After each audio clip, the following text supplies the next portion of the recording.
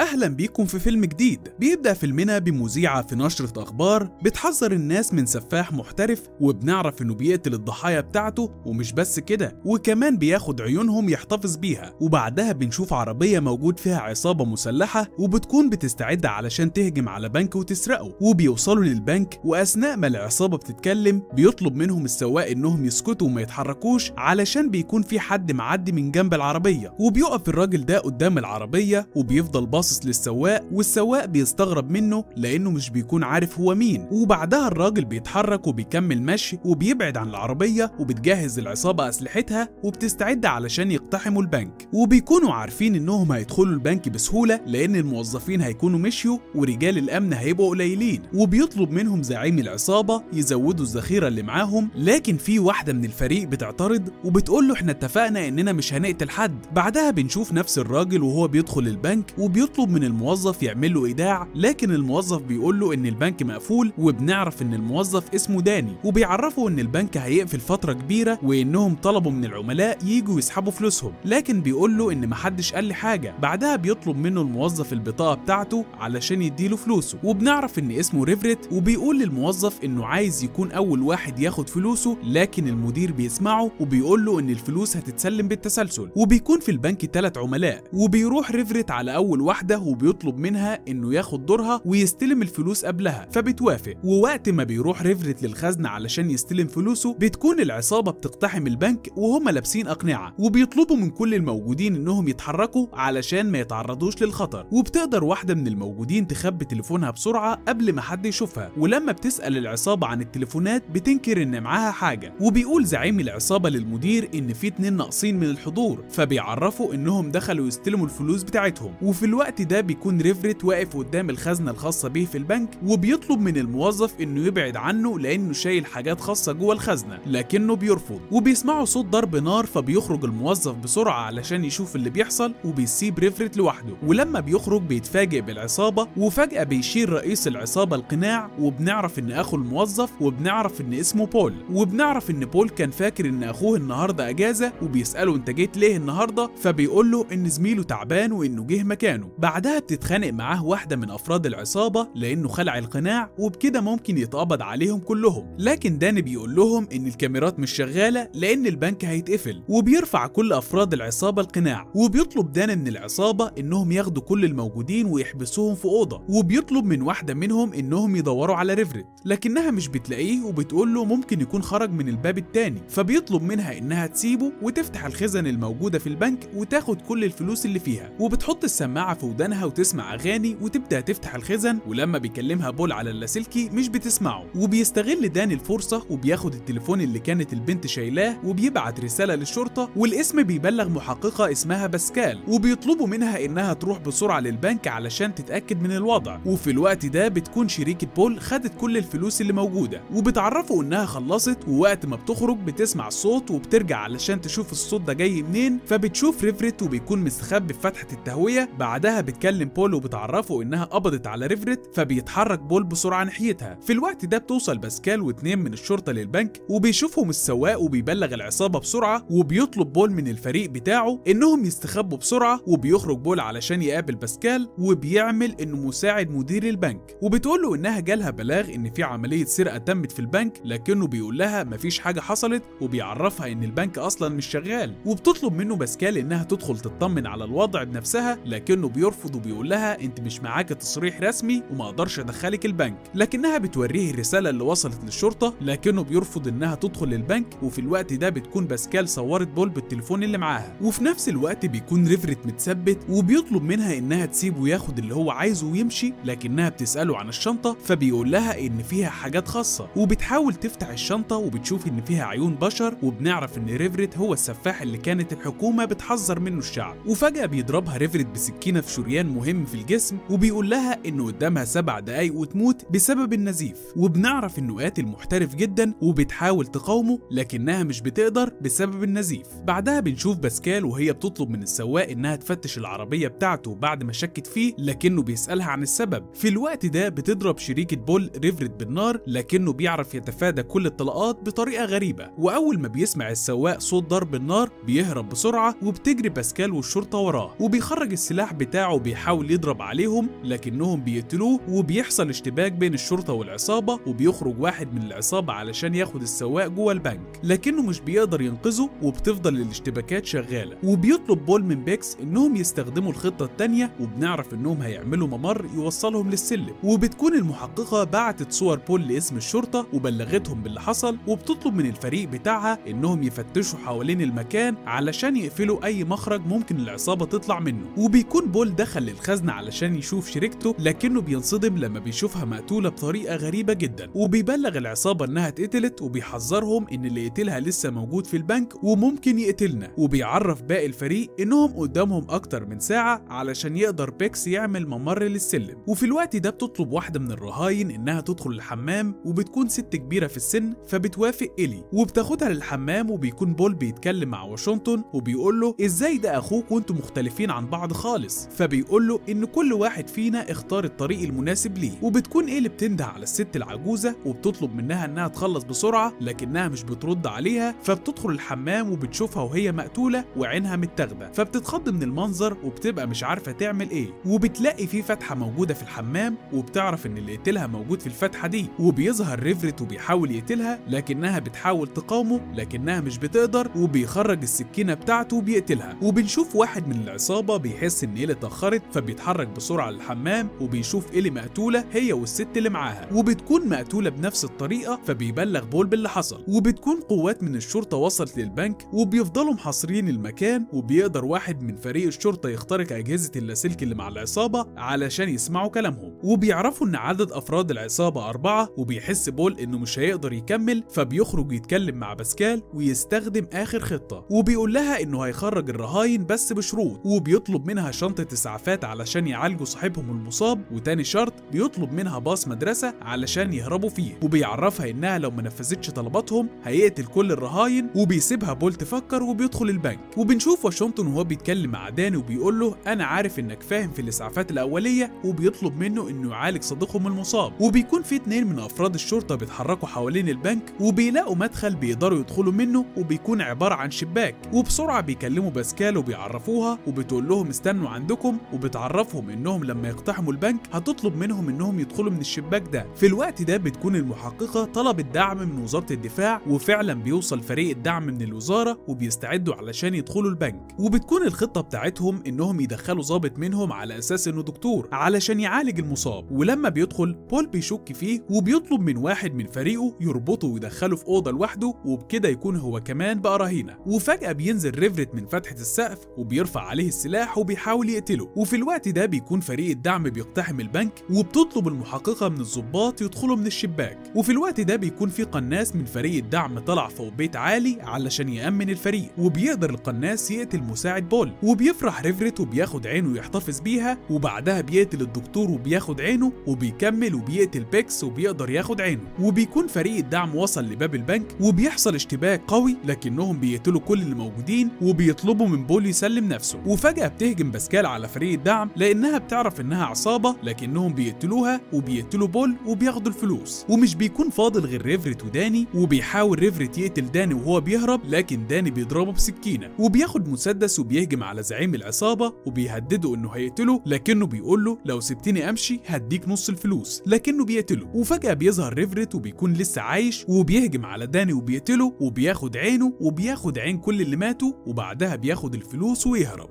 وبكده يكون فيلمنا خلص. ما تنساش تزورنا في القناة، هتلاقي ملخصات كتير للأفلام هتعجبك، وما تنساش تشترك في القناة، ولو في أي فيلم عايزنا نلخصه اكتبه في التعليقات، ومع السلامة.